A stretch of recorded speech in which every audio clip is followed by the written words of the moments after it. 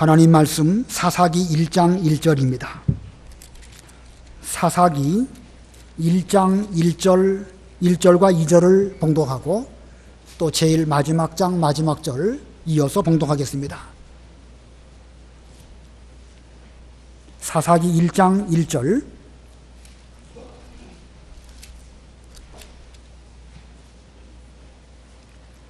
여호수아가 죽은 후에 이스라엘 자손이 여호와께 묻기를 우리를 위해 누가 먼저 가나안 사람을 향해 올라가서 그들과 싸워야 하겠습니까? 하니 여호와께서 말씀하시기를 유다가 올라가라. 보아라, 내가 그 땅을 그의 손에 넘겨주겠다 하셨다. 맨 마지막 장 마지막 절 사사기 21장 25절 사사기 21장 25절 그 시대에는 이스라엘에 왕이 없었으므로 사람마다 자기 보기에 옳은 대로 행하였다. 사사기 1장 1절에서부터 마지막 장 마지막 절까지 읽어야 되는데 시간 관계상 제일 앞부분하고 제일 마지막을 봉독을 했습니다.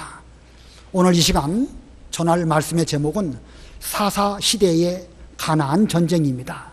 사사시대의 가나안 전쟁.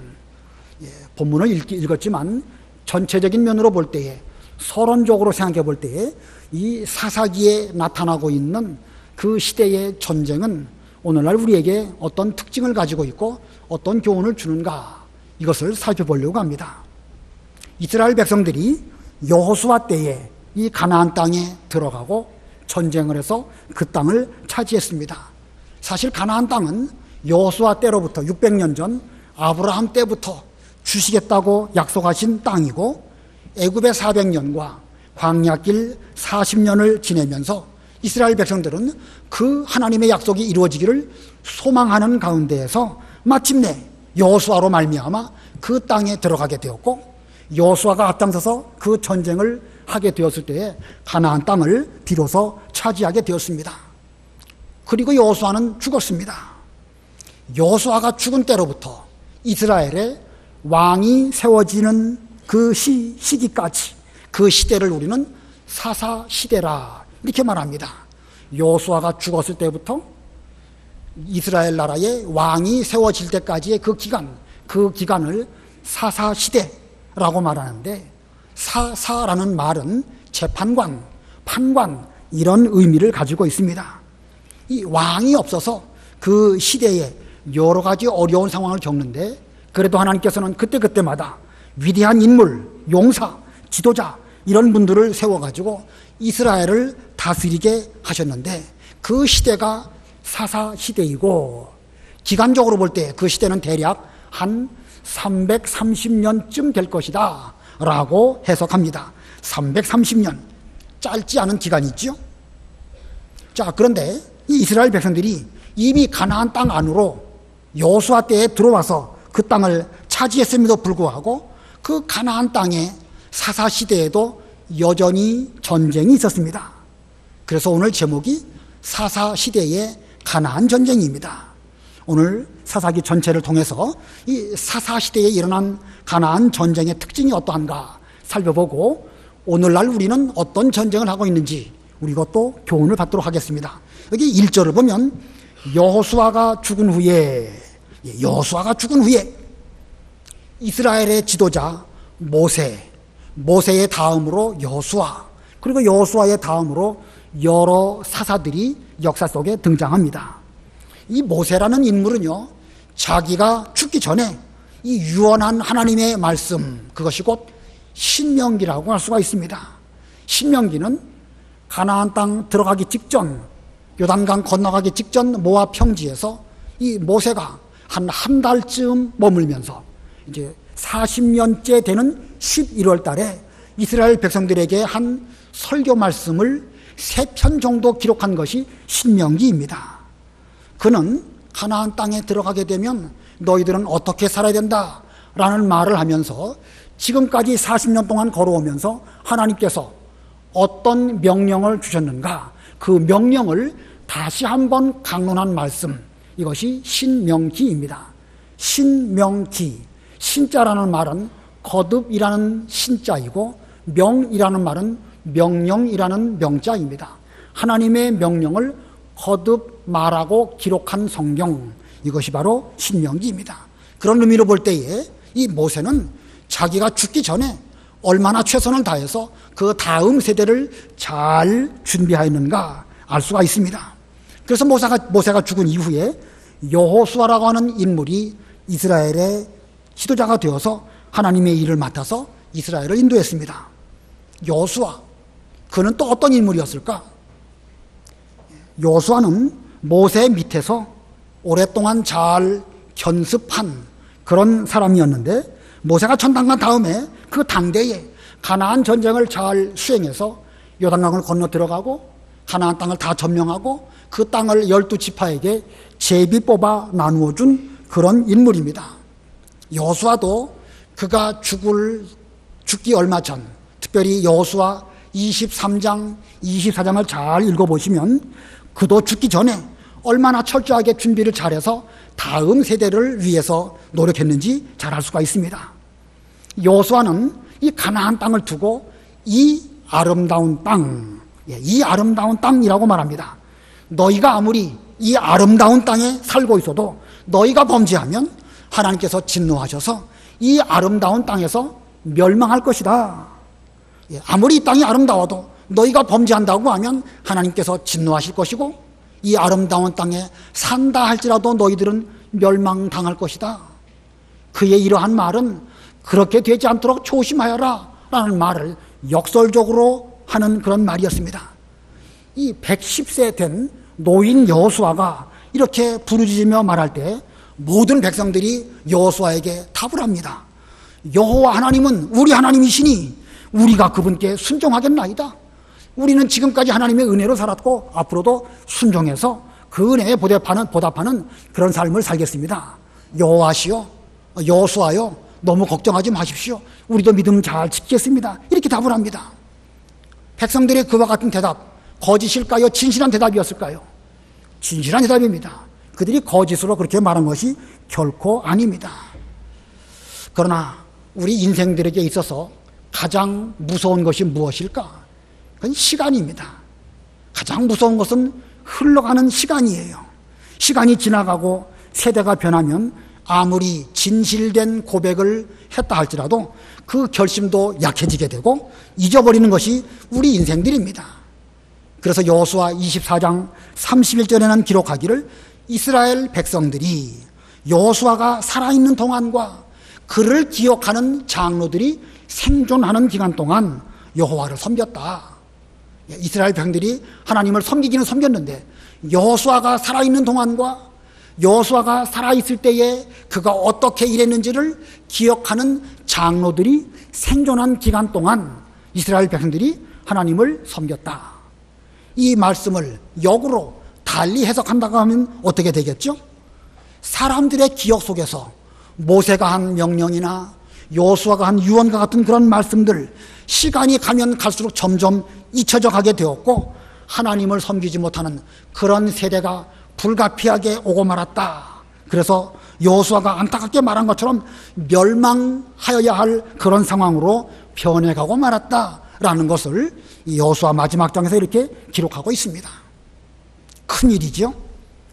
시간은 흘러갈 수밖에 없고 모세나 여호수아도 늙으면 죽을 수밖에 없는데, 그렇게 되면 인간들은 아무리 과거에 은혜를 많이 받고 애국과 광야에서 놀라운 체험을 했다 할지라도 결국은 점점 망각하게 되어지는 것이고, 그래서 하나님을 잊어버리게 되는 것이 바로 인생들입니다. 그렇게 되면 결국은 하나님의 진노를 살 수밖에 없고 멸망의 길을 걸어갈 수밖에 없는 것이 바로 이 인간들입니다. 정말로 큰일이 아닐 수가 없습니다. 그러나 인간의 역사를 주관하시는 하나님께서는 그런 인간의 상황들을 잘 아시기 때문에 하나님께서는 묘한, 참으로 신기한 대비책을 준비해 두셨습니다. 사사기 3장 1절부터 4절까지 읽어보세요. 사사기 3장 1절. 가나안 전쟁을 전혀 알지 못하는 모든 이스라엘 후손들을 시험하시려고 여호와께서 이방 민족들을 남겨두셨으니 이것은 아직 전쟁을 알지 못하는 이스라엘 후손들에게 오직 전쟁을 가르쳐 알게 하기 위함이었는데, 블레셋 5군주와 모든 가나안 사람과 시돈 사람과 바알 헤르몬 산에서부터 하맛 어기까지 레바논 산에 사는 히위 사람이었다. 이 민족들을 남겨두신 것은 모세의 손을 통해 이스라엘의 조상에게 명령하신 여호와의 계명들을 그들이 귀 기울여 듣는지 시험해 보려는 것이었다. 예, 여기 3장 1절에 보면 가나안 전쟁을 전혀 알지 못하는 모든 이스라엘 후손들을 시험하시려고 하나님께서는 그 가나안 7족속 가운데 그 잔당들, 여기저기에 가나안 땅 안에 이스라엘 백성들과 함께 혼지하여 사는, 이렇게 섭리하셨습니다. 물론 이것은 이스라엘 백성들이 최선을 다하여 가나안 족속들을 몰아내지 못한 결과이기도 하지만, 넓은 의미로 보면 하나님의 섭리 가운데 이렇게 된 것입니다. 하나님은 그들을 남겨두심으로 인하여 이제 그 이후에 가나안 전쟁을 미처 알지 못했던 그들로 하여금 새로운 전쟁을 하게 함으로 방심하지 아니하고, 여기 4절의 말씀처럼 그 민족들을 남겨주신 것은 모세의 손을 통해 이스라엘의 조상에게 명령하신 여호와의 계명들을, 자, 모세를 통하여 기록한 여호와의 계명들, 모세오경이겠죠. 창세기, 출애굽기, 레위기, 민수기, 신명기, 모세가 다 기록하여 그 계명들을 남겨두었는데, 그와 같은 하나님의 명령들을 그들이 귀 기울여 듣는지 안 듣는지 시험해 보시려고 그 이스라엘 7족속의 잔당들을 가나안 땅 여기저기에 남겨두셨다, 이렇게 기록하고 있습니다. 자, 여기 3장 1절에 가나안 전쟁이라는 표현이 나옵니다. 가나안 전쟁. 이 가나안 전쟁이 정확하게 무슨 뜻일까? 그 정의가 무엇일까? 이 가나안 전쟁을 2가지로 나누어서 해석할 수가 있습니다. 그 가운데 첫 번째 가나안 전쟁은 여호수아 때에 요단강을 건너가고 가나안 땅에 들어가서 그 땅을 점령한 전쟁, 이것이 가나안 전쟁입니다. 그것을 좁은 의미로 말하면 여호수아 때의 가나안 전쟁이다, 이렇게 말할 수 있겠죠. 여호수아 때에 요단강을 건너 들어가 가지고 이제 여리고성을 점령하고 여러 구석구석을 다 다니면서 12지파가 그 땅을 점령한 전쟁, 이것이 여호수아 때의 가나안 전쟁입니다. 그런데 거기에 이어서 2번째 가나안 전쟁은 여호수아가 죽은 이후 이 이스라엘 자손들과 그 가나안 땅에 여전히 남아있는 그 족속들과 계속해서 싸워야 하는 전쟁, 이것도 가나안 전쟁입니다. 이 사사시대에 여호수아 때 했던 그 가나안 전쟁을 계속하는 그 전쟁, 그것도 가나안 전쟁인데, 그것이 바로 오늘 제목과 같이 사사시대의 가나안 전쟁이라 라고 제 나름대로 이름을 붙였습니다. 자, 이 가나안 전쟁에는 이와 같이 2가지가 있어요. 여호수아 때의 가나안 전쟁이 있고 사사시대의 가나안 전쟁이 있습니다. 여호수아 때의 가나안 전쟁, 가나안 땅에 들어가서 그 땅을 차지하고 이제 12지파에게 나누어주는 그런 일, 여호수아 시대에 했던 것이고, 사사시대의 가나안 전쟁, 이것은 이미 차지한 가나안 땅에서 그 가나안 족속들을 완전하게 몰아내고 완전하게 그 땅을 차지하는 것입니다. 그러면 역사적으로 이 가나안 전쟁은 언제 되어서 완전히 끝이 났을까요? 구약시대의 가나안 전쟁은 이 여호수아 때부터 시작이 되어졌는데, 언제 가가지고 완전히 가나안 족속들을 다 몰아내고 그 땅을 차지하게 되었을까? 사무엘 하, 찾아볼 필요는 없고요. 사무엘 하에 보면 다윗이 이스라엘의 왕이 되고, 그리고 나서 예루살렘에 여전히 살고 있었던 여부수 족속들을 그 즈음에 완전히 몰아내고 비로소 예루살렘을 차지하게 됩니다. 그 이전에 보면 예루살렘을 차지하기 위해서 여러 번 공방을 합니다. 공격하고 방어하고 차지한 것처럼 보였지만 다윗 때까지도 여부수 족속들이 남아있어가지고 그 예루살렘 산꼭대기를 차지하고 있었습니다. 그러다가 다윗 왕 때에 이르러서 다윗이 그 여부수 사람들을 다 몰아내고 그 예루살렘을 차지하고 거기에 수도를 삼게 됩니다. 그리고 더 나아가서 다윗의 아들 솔로몬 때에 그 예루살렘에 성전을 세우고 그 성전에서 하나님을 온전히 섬기는 이런 은혜와 복을 받게 됩니다. 그때까지 이 가나안 전쟁은 계속되었다, 이렇게 볼 수가 있습니다. 그래서 따지고 보면은요, 하나님께서 아브라함에게 이 땅을 너와 내 후손에게 주겠다라고 말씀하신 그때로부터 이 가나안 전쟁은 다윗 왕 때까지, 솔로몬 왕 때까지 거의 1000년 이상 계속된 이런 전쟁이라고 할 수가 있습니다.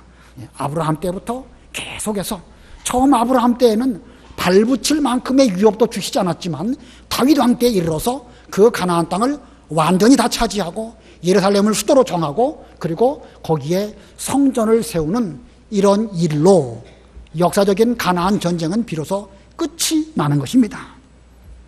자, 그런데요, 이와 같은 이 가나안 전쟁은 신약 시대에도 있습니다.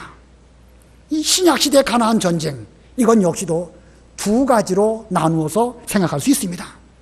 예수님의 가나안 전쟁이 있고 예수님 이후에 가나안 전쟁이 있습니다. 예수님의 가나안 전쟁이 있고 예수님 이후의 가나안 전쟁. 예수라는 그 이름의 뜻은 구원자라는 뜻이고 여수아라고 하는 이름의 뜻 역시 구원자라는 뜻입니다. 예수, 여수아 같은 이름이에요.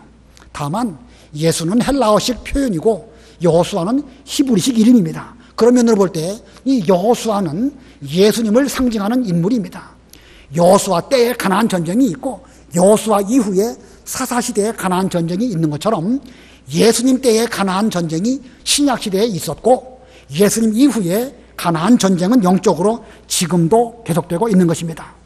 자, 이 구약시대 여호수아로 말미암아 가나안 땅을 다 점령했고 12지파에게 분배해 주었듯이 이 신약시대에도 예수님으로 말미암아 가나안 천국은 완전히 점령되었습니다. 그리고 우리들에게 그 땅을 유업으로 주실 것을 약속하셨고 우리는 그것을 믿음으로 이미 받은 것으로 여겨집니다. 자, 그러나 아직 우리에게는 지금까지 점령하지 못한 앞으로 점령해야 할 그러한 가나안 족속들이 불가피하게 우리 가운데 있습니다. 지금 우리는 이 전쟁을 하고 있는 중입니다. 예수님의 십자가와 부활로 우리의 구원은 이미 완전하게 이루어졌습니다. 그러나 우리 속에는 아직도 점령하지 못한 부패성이 있습니다. 자, 그래서 이미 가나안 천국은 완성되었지만 아직도 점령해야 할 가나안 천국은 남아있다.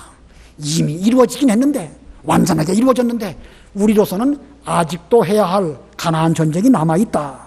자, 그 의미 잘 이해되실 수 있죠? 그러면 이 전쟁, 신약시대에 하고 있는 이 가나안 전쟁 언제 끝나겠죠? 예, 언제 끝나겠습니까? 자, 이 신약시대의 가나안 전쟁, 이 구약시대에 다윗이 예루살렘을 점령하고 그곳에 하나님의 성전을 건축한 그 즈음에 끝난 것을 생각해 보면 어느 정도 알 수 있습니다. 다윗의 자손이신 예수님께서 새 예루살렘을 이 땅 위에 세우시고 그곳에 예수님께서 성전이 되셔서 예수님을 통하여 우리가 하나님께 온전하고 흠없는 그런 그 예배를 드리게 될 때, 그때가 되면 신약시대의 가나안 전쟁도 완전하게 끝이 납니다. 그 면을 자세하게 아시기 위해서는 요한계시록 21장을 한번 읽어보시면 됩니다. 요한계시록 21장에 보면 새 예루살렘이 하늘로부터 내려오게 되고 그 예루살렘 안에 성전이 있는데 그 성전은 구약시대와 같은 성전이 아니고 예수님이 직접 우리의 성전이 되어주셔서 예수님을 통하여 하나님께 온전한 예배를 드리는 그런 때가 오게 될 것을 말씀하고 있습니다. 자, 그러므로 지금 우리는 신약시대의 영적 가나안 전쟁을 하는 중입니다. 아직도 우리 속에는 부패성이 잔존하고 있고 아직도 교회 내에는 음행과 불의가 있어가지고 우리는 그들과 맞서서 싸워야 합니다.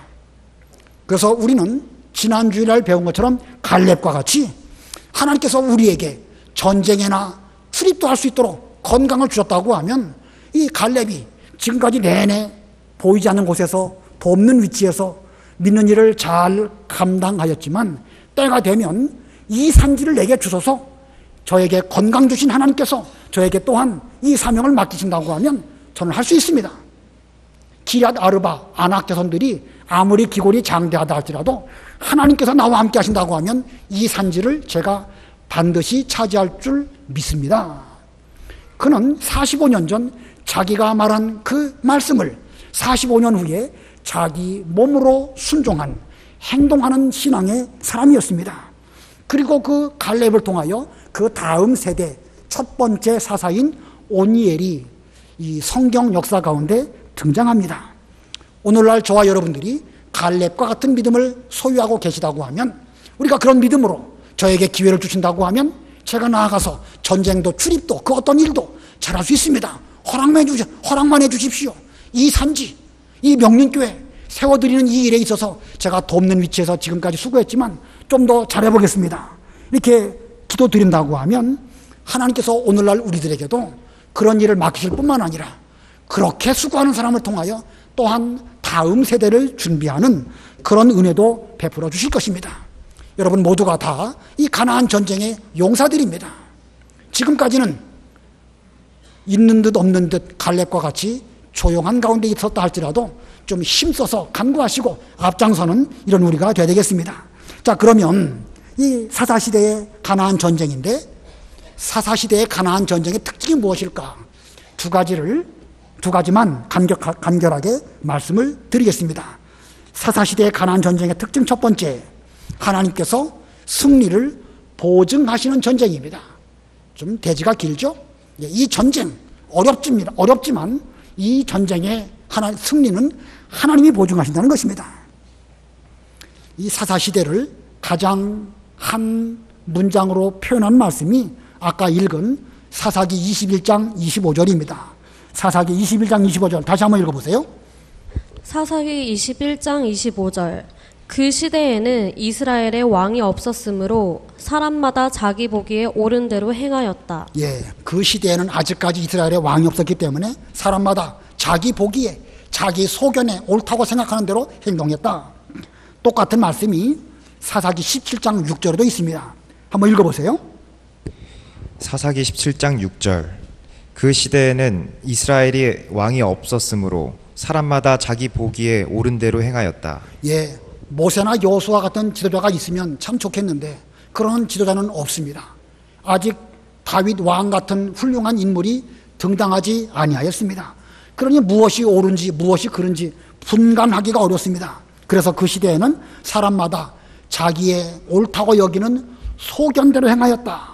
다 각각 자기 소견이 있고 자기 소견이 옳다고 주장했으니까 그 사회는 극심한 혼란스러운 그런 이 상황에 빠지고 말았습니다. 사사기 17장을 보면 어떤 제사장이 나옵니다.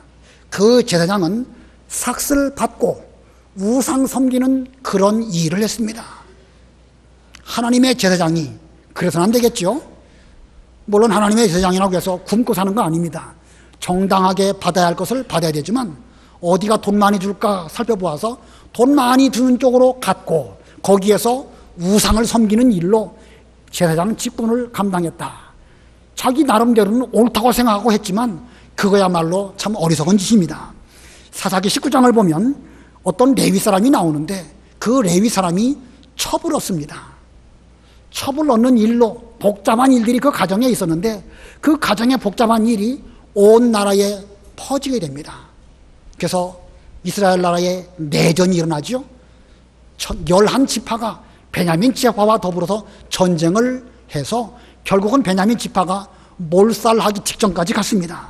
이거 뭐 한 지파가 12지파 가운데 한 지파가 없어질 그런 상황까지 갔으니까 얼마나 심각한 지경까지 이르는지 잘 알 수 있습니다. 사사시대가 얼마나 혼란한 시대였는지를 단적으로 보여주는 것입니다. 모세나 여호수아도 없고 다윗 왕 같은 인물이 나타나지 아니한 때이므로 사람마다 자기 소견에 옳은 대로 행동하다 보니까 혼란스러울 수밖에 없었습니다. 그렇다고 하면 쓸만한 인물이 없어서 하나님께서도 손 놓고 계셨을까? 하나님께서도 쓸만한 지도자가 없으니까 아무 대책 없이 지켜만 보셨을까? 사사기 1장 1절과 2절 읽어보세요. 1장 1절. 여호수아가 죽은 후에 이스라엘 자손이 여호와께 묻기를 우리를 위해 누가 먼저 가나안 사람을 향해 올라가서 그들과 싸워야 하겠습니까? 하니 여호와께서 말씀하시기를 유다가 올라가라. 보아라, 내가 그 땅을 그의 손에 넘겨주겠다 하셨다. 예, 여호수아가 죽었습니다. 지도자가 없으니까 얼마나 힘들겠습니까? 그래도 그들은 기도했습니다. 기도하니까 하나님께서 응답하십니다. 그들은 기도할 때에 우리를 위해서 누가 먼저 가나안 족속들과 싸워야 되겠습니까? 하나님께 기도로 아뢰니까 하나님 말씀하시기를 유다가 올라가라. 보아라, 내가 그 땅을 그의 손에 넘겨주겠다. 여호수아가 죽었어도 그들은 하나님께 기도드렸고, 하나님께 기도할 때에 하나님께서는 전과 같이 일하셨습니다. 자, 우리 중에 누가 먼저 올라가서 싸워야 될까요? 유다가 올라가라. 그러면 내가 그 땅을 그들의 손에 붙여서 너희들이 승리하게 해주겠다. 하나님께서 승리할 것을 보증해 주셨습니다. 이거 보면 여호수아가 죽었다고 해서 하나님께서 일하지 아니하시고 가만히 지켜만 보고 계신 것은 아닙니다. 하나님은 여전히 일하셨고, 일하신 하나님 앞에 기도드릴 때에 하나님은 그들에게 응답하셨고, 그 기도의 응답으로 말미암아 이 전쟁은 내가 보증할 것이니까 모세가 없고 여호수아가 없어도 올라가 싸우라는 것입니다. 자, 이 사사기를 계속 읽어가다가 보면은요, 같은 그런 말씀들이 계속 반복적으로 나타납니다. 이스라엘이 회개하고 돌아와서 하나님께 간구드리면서 하나님, 저희들의 힘으로는 이 전쟁을 할 수 없습니다. 어떻게 하면 좋을까요? 그랬더니 그때마다 하나님께서 친히 그 전쟁을 보증하시고 승리하게 해주실 것을 약속하셨습니다. 자, 사사시대에 변변치 못한 사람이라 할지라도 회개하고 돌이켜서 하나님께 간구하면 그때마다 거듭 승리하게 될 것을 약속해 주셨습니다. 그러므로 이 가나안 전쟁은 하나님께서 여전히 일하시는 전쟁입니다. 이 가나안 전쟁은 하나님께서 보증하시는 전쟁이고, 하나님이 보증하시는 전쟁일진데 이 전쟁은 반드시 승리하는 전쟁입니다. 신약시대, 지금의 가나안 전쟁도 마찬가지입니다. 우리는 이 가나안 전쟁, 신약시대의 가나안 전쟁, 예수님께서 시작하신 전쟁이고, 예수님께서 십자가와 부활로 완성하신 전쟁이고, 예수님은 이미 승리하신 그런 전쟁입니다. 그러므로 지금 우리가 예수님의 편에 서 있기만 한다고 하면 우리가 다 부족하고 무능하다 할지라도 예수님께서 우리의 승리를 보증해 주시는 전쟁입니다. 오늘날 우리도 혼란스러운 시대를 보내고 있죠. 사람마다 다 자기 소견이 있습니다. 자기가 옳다고 말하고 자기만 옳다고 말하는 시대다 보니까 너무 혼란스럽습니다. 그러나 우리는 승리하기를 원할진데 내 소견이 중요한 게 아닙니다. 진리 편에 서서, 하나님 편에 서서 성경이 무엇이라고 우리를 지도하고 계실까? 성경 말씀대로 걸어가는 거, 이게 중요합니다. 그러면 아무리 혼란한 가운데 있어도, 모세나 여호수아가 없어도 하나님께서 지금도 일하시는 가운데 계십니다. 누가 이길까요? 교회를 허는 사람이 이길까요? 교회를 세우는 사람이 이길까요? 당연히 세우는 사람이 이기지요. 기도 못하게 하는 사람이 이길까요? 기도하는 사람이 이길까요? 기도하는 사람이 이깁니다. 거짓말하는 사람이 이길까요? 진리를 말하는 사람이 이길까요? 진리를 진실하게 말하는 사람 반드시 이깁니다. 우리가 이기고 우리가 뭐 한다는 것이 아닙니다. 내가 진리 편에 서고 내가 하나님 편에 선다고만 하면 반드시 이길 것을 하나님께서 성경을 통하여 우리들에게 보증하고 있습니다. 요한계시록 6장에 보면 예수님께서 백마를 타고 오시는데 이기고 또 이기려고 하더라. 이 복음운동, 이 하나님의 이 구원 전쟁, 가나안 전쟁, 예수님으로 말미암아 이기고 이미 이겼고 또 계속해서 이기는 이런 전쟁입니다. 그러므로 우리가 예수님 편에 서서 우리의 승리를 보증해 주시는 하나님을 위해서 갈렙과 같이 행동하는 신앙으로 싸우는 이런 우리가 되어야 됩니다. 예수님께서 우리에게 이 승리를 보증해 주실진데 우리는 그때 마침내 큰 승리의 개가를 부르면서 하나님께 영광 돌려드릴 것입니다. 그때까지 이 가나안 전쟁을 잘 감당하시는 저희 모두가 되어야 되겠습니다. 두 번째 특징, 사사시대의 가나안 전쟁의 두 번째 특징, 약한 자를 들어서 강한 자를 부끄럽게 하시는 전쟁이다. 좀 길죠? 약한 자를 들어서 강한 자를 부끄럽게 하시는 전쟁이다. 이 사사기에 등장하는 사사들이 전부 14명입니다. 14명. 자, 그런데 이 사사기에 등장하는 거의 모든 사사들이 하나같이 다 약한 자들입니다. 약하다는 의미는 힘이 없다는 그런 표현이라기보다는 인간적으로 볼 때에 출신 성분이 미천하고 인간적으로 볼 때 뭔가 부족한 그런 사람들이라는 뜻입니다. 뭐 일일이 다 열거할 수가 없는데 간단하게 몇 가지만 살펴본다고 하면, 먼저 에훗이라고 하는 사사. 에훗 앞에는 무슨 말이 들어가냐면 왼손잡이 에훗. 왜 그를 왼손잡이라는 표현을 성경은 강조하고 있을까?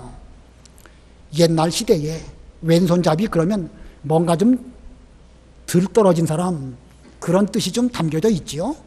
자, 그런데 그가 변변치 못해가지고 오른손 쓰지 못하고 왼손 쓰는 그런 사람이었는데, 하나님은 그의 약점을 강점으로 이용해가지고 그 모압 왕을 암살하는 이런 전과를 올리고 이스라엘의 사사가 됩니다. 뭐 암살했다, 그 뭐 정면으로 싸워서 이긴 건 아닙니다. 그러나 그는 왼손잡이이기 때문에 칼을 오른쪽에 차고 검색당하지 아니하고 모압 왕을 만나고 그를 암살함으로 이스라엘을 구원하는 이런 전과를 올리게 됩니다. 삼갈이라는 사람이 나오는데, 삼갈이라는 사사에 대해서는 딱 한 절 기록되어져 있습니다. 삼갈은 소 모는 막대기로 블레셋 사람 600명을 죽이고 이스라엘을 구원했다. 소 모는 막대기를 얼마나 잘 썼으면 그는 막대기 하나로 블레셋 사람 600명을 죽일 수 있었을까? 또 성경에 소 모는 막대기라고 기록한 것을 보면 그는 평소에 소 모는 일을 직업적으로 전문적으로 잘한 사람인 것을 보여줍니다. 그러고 보면 그의 직업이 뭐겠죠? 소 모는 사람이니까 목동이든지 아니면 농사하는 사람이든지 소를 통해서 밭 가는 사람이든지 그런 사람이었을 것입니다. 근데 그 일을 충성되게 잘하다 보니까 그 막대기 하나를 자유자재로 쓸 수 있는 능수능란한 사람이 되었고, 비록 농부로 변변치 못한, 죄송합니다, 농부가 변변치 못한 뜻은 아니에요. 아무튼 간에 그 변변치 못한 그런 삼갈이었지만 하나님은 그를 통해서 이스라엘을 구원하는 이런 놀라운 전과를 얻게 하셨습니다. 우리는 기드온 하면 300명 용사가 생각이 납니다. 그러면 기드온이라고 하는 인물은 대단한 용사였을까? 여러분, 기드온 대단한 용사였나요? 그는 얼마나 겁쟁이였는지 모릅니다. 성경을 잘 보시면은요, 그는 그 미디안 사람들이 두려워가지고 타작을 해야 되는데 넓은 타작마당에서 타작을 못하고 포도주 틀에서 그 좁은 옹색한 곳에서 타작을 하는 이런 겁쟁이였습니다.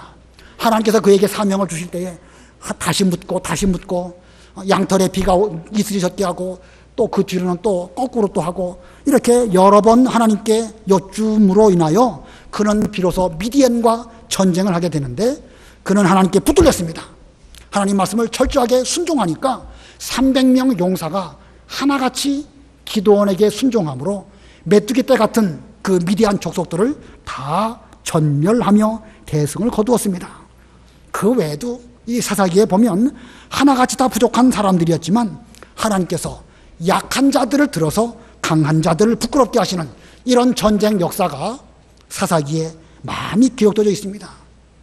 한 가지 경우만 더 예를 들어볼까요? 여러분 잘 아시는 삼손이라는 인물은 강한 사람입니까? 약한 사람입니까? 그는 변변치 못한 단 지파 출신입니다. 이스라엘 역사 가운데 단 지파는 얼마 지나서 없어져 버리고만 그런 지파입니다. 이 삼손은 블레셋 여인과 결혼하였습니다. 블레셋 여자와 결혼하는 거 하나님 원치 아니하시는 것인데도 불구하고 그는 왜 그랬는지 모르지만 블레셋 여인을 사랑하고 그를 아내로 맞이하게 되었습니다. 그래가지고 물론 그것도 넓은 의미로 보면 하나님으로 말미암은 것이라고 성경은 기록하고 있고, 그 사건으로 인하여 블레셋 사람들을 많이 죽이고 이스라엘을 구원하는 그런 일을 하기는 하였습니다. 그런데 그 이후에 삼손은 또 블레셋 여인인 들릴라를 좋아하다가 자기의 비밀을 다 누설합니다. 신앙적인 비밀을 다 누설하고 결국은 자기 눈가를 다 빼고 뽑히고 블레셋 사람들의 종이 됩니다. 삼손이 강합니까? 약합니까? 그는 육신적으로 힘만 셌지 실제로 보면 멍청한 사내라고 볼 수가 있습니다. 그렇게 어리석은 일을 하고서도 또다시 그 일을 한 거 보면 그는 육신적으로 힘만 셌지 멍청한 사람이 아닐까. 그러나 그가 하나님께서 그를 붙들어 사용하실 때에 이스라엘을 구원하는 그런 놀라운 일을 하였습니다. 삼손이 회개하고 하나님께 간구 드릴 때에 하나님께서 그에게 마지막 힘을 주셔가지고 그는 죽으면서 블레셋 사람들을 많이 죽이게 되었고, 그리고 이스라엘을 최대로 구원하는 이런 길을 걸어갔습니다. 자, 뭐 그 외에도 상당히 많은 사사들은 대부분 다 인간적으로 다 부족한 사람들입니다. 불량배 출신, 깡패 출신, 첩 출신, 뭐 이런 사람들입니다. 사사기에 나오는 모든 사사 가운데 제가 파악하기로는 오니엘 외에는 거의 다 인간적인 단점과 허물을 가지고 있는 그런 사람들입니다. 그러나 하나님은 그들을 들어서 강한 자들을 부끄럽게 하시고 이스라엘을 구원하는 사사로 사용하셨습니다. 그러고 보면 하나님께 붙들리게 된다고 하면 아무리 약한 자라도 강한 자보다 강합니다. 하나님께 붙들리기만 하면 아무리 약한 자라도 세상적으로 강한 자보다 얼마든지 강합니다. 지금 우리가 겪고 있는 가나안 전쟁, 우리의 원수는 강하고 우리는 약합니다. 우리는 가진 것이 아무것도 없습니다. 돈도 없고 법도 잘 모르고 뭐 할 수 있는 것이 없습니다. 그래서 무섭기도 하고 빨리 그냥 대충 지나가면 좋겠다, 이런 생각도 들기도 합니다. 전쟁이라고 하면 이길 수 있다라는 마음가짐을 가지고 싸워도 이길까 말까 한 것인데, 지뢰 전쟁하기 전부터 이거 이길 수 있을까? 잘할 수 있을까? 그냥 대충 빨리 지나가면 좋겠다, 이런 마음으로 먹는다고 하면 그 전쟁에서 이긴다는 것은 쉽지가 않습니다. 그러나 사사기뿐만 아니라 성경 전체의 원리는 약할 그때의 곧 강함이니라. 이것이 성경 전체의 원리입니다. 나는 약하고 나는 아무것도 할 수 없는 연약한 존재이지만 하나님만 의지하고 주님께 붙들리기를 원합니다. 그렇다고 하면 하나님께서 그 사람을 사용하셔서 얼마든지 이스라엘을 구원하고 하나님의 일에 귀하게 사용하십니다. 삼손이라는 인물 아까 말씀드렸죠. 나귀 턱뼈 하나를 가지고 블레셋 사람들을 3,000명을 죽였습니다. 나귀 턱뼈, 그 무슨 변변한 무기는 아니죠. 근데 그 나귀 턱뼈가 삼손이라는 하나님의 종에게 붙잡힘에 되니까 이것이 강력한 무기가 되어가지고 3,000명을 죽이는 그런 일이 일어났습니다. 삼손이 강할까요? 하나님이 강하실까요? 당연히 하나님이 강하시죠. 나귀 턱뼈가 변변한 무기입니까? 아니면 여러분 개인이 더 훌륭합니까? 여러분이 나귀 턱뼈 하나만 못하겠습니까? 그렇지 않습니다. 우리는 얼마든지 하나님께 붙들리기만 한다고 하면 3,000명 아니라 3만 명, 300만 명이라 할지라도 이길 수 있는 힘이 하나님으로 말미암아 일어날 수 있습니다. 그러므로 우리가 중요한 것은 나는 약하지만 하나님께 붙잡힌 바 되려고 합니다. 하나님 지금도 일하시고 계시오니 기도합니다. 이 승리를 보증하신 하나님을 의지해서 이 가나안 전쟁 예수님 오실 때까지 갈렙과 같이 잘하고 또 우리의 다음 세대를 잘 준비하는 이런 용사가 되겠습니다. 이렇게 결심하시고 이 전쟁에 힘을 다하여 참전하시는 여러분들이 다 되시기를 바랍니다. 기도하겠습니다.